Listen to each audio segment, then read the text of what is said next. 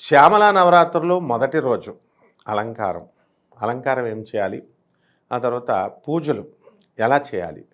చాలా సందేహాలు. నైవేద్యాలు ఏం పెట్టాలి? తర్వాత ఏ రంగు పుష్పాలతో పూజ చేయాలి? ఇవన్నీ గూడా ఉంటాయన్నమాట. అందువలన మనకి మాఘమాసములో శుక్లపక్షములో పాడ్యమి రోజున వచ్చేటటువంటి ఈ యొక్క పూజని మనము మొట్టమొదటి రోజు పూజగా రాజశ్యామల అమ్మవారికి మనం చెప్తున్నాం. కాబట్టి ఈ రాజశ్యామల అమ్మవారు అసలు ఎవరు అంటే దుర్గాదేవి యొక్క అవతారం ఆమె. ఇప్పుడు మనకి శ్రీకృష్ణ పరమాత్మ మనకు అవతరించినప్పుడు దుర్గాదేవి యోగమాయగా అవతరిస్తుంది. యా దేవి సర్వభూతేషు మాయారూపేణ సంస్థిత నమస్తస్యై నమస్తస్యై నమస్తస్యై నమో నమః. యోగమాయ కాబట్టి అమ్మవారు మొట్టమొదట రోజున ప్రథమం శైలపుత్రీతి అని చెప్పబడింది శాస్త్రం. కాబట్టి దుర్గాదేవి మనము అనేకమైనటువంటి రూపాల్లో రాజశ్యామల రూపంలో, మనకి శ్యామలా నవరాత్రుల రూపంలో, గుప్త నవరాత్రులుగా మనము ఈ యొక్క మాఘమాసంలో పూజలు అందుకుంటుంది. వసంత నవరాత్రుల్లో మళ్ళీ అదే తల్లి దుర్గాదేవి శ్రీరామ నవమి వస్తుంది కదండి, శుక్లపక్ష చైత్రమాసంలో జరుగుతుంది. శుక్లపక్షం నుంచి 9 రోజుల వరకు కూడా దుర్గాదేవి ఈ యొక్క నవదుర్గల రూపంలో మనకి పూజలు అందుకుంటుంది. అలాగే వారాహి అమ్మవారు ఆషాఢ మాసంలో గుప్త నవరాత్రులు వస్తాయి 9 రోజులు. అప్పుడు కూడా జగన్మాత అయినటువంటి దుర్గాదేవి నవదుర్గల రూపంలో ఈ 9 రోజులు పూజలు అందుకుంటుంది. వారాహి నవరాత్రులు అంటాం. అలాగే మనకి ఈ యొక్క ఆశ్వీయజ మాసంలో శుక్లపక్షం నుంచి నవమి వరకు శరన్నవరాత్రులు అంటాం, దేవీ నవరాత్రులు అంటాం, దుర్గాదేవి పూజలు మనం చేసుకుంటాం. కాబట్టి ఈ రోజున భక్తులంతా కూడా ఉదయం తెల్లారుజామున సూర్యుడికి ముందే లేచి చక్కగా ఈ శ్యామల అమ్మవారికి నీలము రంగు పుష్పాలంటే చాలా ఇష్టమండి. నీలం రంగు ఏముంటాయి? శంకు పువ్వులు అని దొరుకుతాయి చూడండి. ఆ అమ్మవారు ఏ రంగులో ఉంటుంది అంటే నీల సరస్వతి అమ్మవారు అంటాం. అంటే సరస్వతీదేవే ఎక్సైటెడ్ ఫార్మ్లో ఉన్నప్పుడు ఈమెని ఈ యొక్క నీల సరస్వతి అంటాం. అంటే తాంత్రిక దేవత ఈమె. దశమహావిద్యల్లో ఒకటైనటువంటి తాంత్రిక దేవత. కాబట్టి తంత్రదేవత అని అనగానే మనం బాబాయ్ ఈ దేవతకి మనం కోళ్ళను కొయ్యాలా, మేకలను కొయ్యాలా, ఇలాంటివన్నీ కూడా ఏమీ ఆ సందేహాలు అవసరం లేదు. మీకు మందు పెట్టాలా, ఇలాంటివి ఏమీ కూడా పెట్టకూడదు.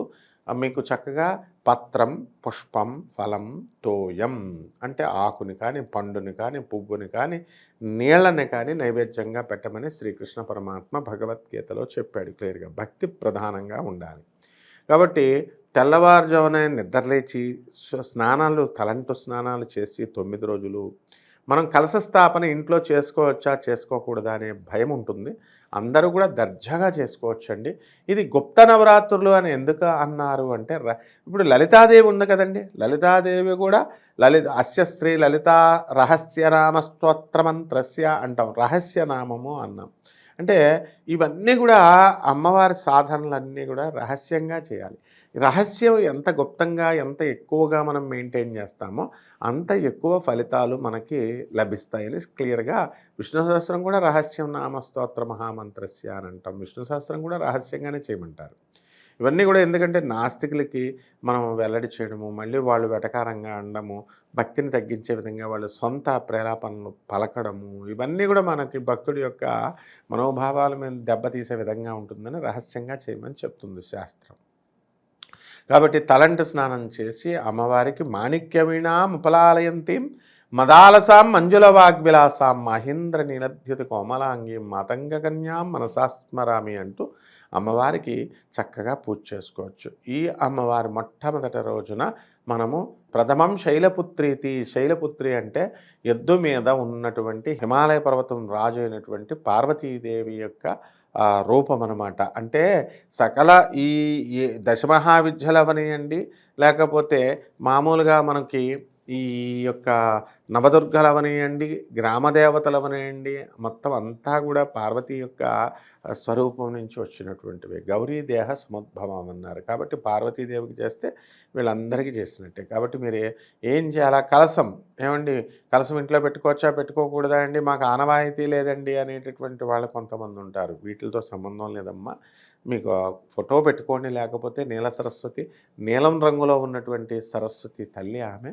ఆమె విశుద్ధ చక్రానికి అధిపతి ఆ తల్లి. చక్కగా బుద్ధిని, జ్ఞానాన్ని మనకిస్తుంది. బుద్ధిర్బలం, యశో ధైర్యం, అజాడ్యం, వాక్పటుత్వం చ. శ్యామలా స్మరణాత్ భవేత్, హనుమత్ స్మరణాత్ భవేత్.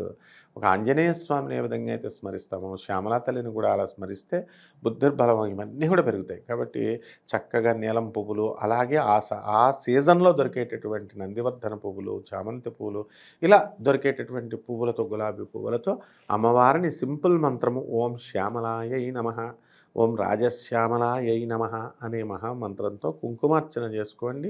ఎవరైనా సరే సింపుల్‌గా ఈ మంత్రంతో మీకు అమ్మవారు ప్రసన్నం కాదు అని ఎవరైనా సరే చెప్పినా కూడా, తంత్రదేవత కదా అని చెప్పినా అవన్నీ కూడా అబద్ధాలు. ఒక బెజవాడ కనకదుర్గమ్మ దేవస్థానంలో అధర్వణ వేద పండితుడిగా మా గురువుల దగ్గర నుంచి నేను నేర్చుకున్నాను. మా దత్తాత్రేయ శర్మ గారు, శంకర్ సండేలియా గారు వీళ్ళంతా కూడా. కాబట్టి అథెంటిసిటీ మేము చెప్పేది. కాబట్టి మా గురువులు చిన్నప్పటి నుంచి కూడా అష్టాదశ శక్తి పీఠాల్లో వాళ్ళు అమ్మవారికి కళలు పెడుతూ పూజలు చేస్తూ ఉంటారు. కాబట్టి మేము వెళ్ళేవాళ్ళం. కాబట్టి ఈ విషయంలో ఏ సందేహం వద్దు, నా అనుభవంతో చెప్తున్నాను. ఇదే అథెంటిసి. మిగతా వాళ్ళు ఎవరైనా మందు పెట్టాలా, లేకపోతే మటన్ పెట్టాలా, చికెన్ పెట్టాలంటే అస్సలు నమ్మొద్దు. అమ్మవారు కేవలము జగద్గురువైనటువంటి ఆదిశంకరాచార్యుల వారు ఈ పద్ధతిలోనే మనకు చెప్పారు. మీరు చక్కగా శ్రీచక్ర యంత్రం పెట్టుకోండి, లక్ష్మీ యంత్రం పెట్టుకోండి, అమ్మవారికి ఓం పార్వత్యై నమః అని చేసుకోండి, ఓం శ్యామలాయై నమః, ఓం రాజశ్యామలాయై నమః, తర్వాత ఓం మాతంగ్యై నమః అని ఈ మంత్రాలు ఏమి చేసుకున్నా కూడా మీకు బ్రహ్మాండమైన ఫలితం ఇస్తుంది. ఇకపోతే బ్లూ గాజులు అంటే మీరు రంగులు ఉంటాయి కదమ్మా, మీకు 9 రంగులు 9 రోజులు వచ్చినాయి, 9 రంగుల కలర్లు రోజుకొకటి వేసుకోండి. అలాగే కలశం మీద మీకు నచ్చింది ఏదో ఒక జాకెట్ గుడ్డ, బ్లూ జాకెట్ కానీ, ఆకుపచ్చ రంగు జాకెట్ గుడ్డ కానీ కలశం మీద వేసుకోండి. తర్వాత మీకు ఈ రాజశ్యామల అమ్మవారి యొక్క ఈ యొక్క పూజ చేయడం వల్ల మీకు చిలకలు బాగా గుంపులు గుంపులుగా వస్తాయి. చిలకలు మీ ఇంటికొస్తాయి అని చాలామంది అనుభవంతో చెప్తారు వాళ్ళు. ధూమావతి అమ్మవారికి మనం చేస్తుంటే, ఏవండీ మా ఇంట్లో తెల్ల జుట్టు ఉన్నోళ్ళు వాళ్ళు లేరండి, ముసలివాళ్ళు లేరండి, కానీ జుట్టు వచ్చిందండి తెల్ల జుట్టు అని అంతమంది భక్తులు చెప్తున్నారు. కాబట్టి అలాగే చిలకలు కూడా మా ఇంటికి చిలకలు వచ్చినాయండి, మా ఇంటికి చిలకలు వచ్చినాయండి అని వాళ్ళు అంతా కూడా చెప్తున్నారు. కాబట్టి చిలకలొచ్చినా రాకపోయినా మీరు చక్కగా మీరు పూజ చేసుకోండి. ఈ విధంగా రాజశ్యామల అమ్మవారి యొక్క అష్టోత్తరం మీకు దొరుకుతుంది. లేదా లలితా సహస్రనామ స్తోత్రాలు చేసుకోండి అమ్మవారికి. ఎందుకనంటే మీకు బెజవాడ కనకదుర్గమ్మ దేవస్థానంలో మనం ఆ జగద్గురువైనటువంటి ఆదిశంకరాచార్యులు వారు అమ్మవారి యొక్క రౌద్రగణాలన్నింటినీ ఉపసంహరించి ఈ యొక్క శ్రీచక్ర యంత్రాన్ని స్థాపించి, మరి మేరుప్రస్తారాన్ని స్థాపించి లలితా సహస్రనామాన్నే చదవమన్నారు. లలితా అష్టోత్తరంతోనే పూజలు చేయమన్నారు. దుర్గాదేవి చేస్తే మళ్ళీ ఆ దేవత రౌద్ర గణాలన్నీ కూడా అమ్మవారు జాగృతమవుతాయేమో అమ్మవారిలో ఈ రౌద్రగణాలు అని చెప్పి చక్కగా చెప్పారు. అంటే దాని అర్థం ఏమిటంటే కంప్లీట్‌గా ఎవ్వరు దేవీ అమ్మవారిని ఎవ్వరు పూజలు చేసుకున్నా కూడా లలితా సహస్రంతో, లలితా అష్టోత్తరాలతో చేసుకోవచ్చు. కాబట్టి మీరు ఈ విధంగా చేసుకొని నైవేద్యం పాయసాన్ని ఈరోజు నైవేద్యం పెట్టండి.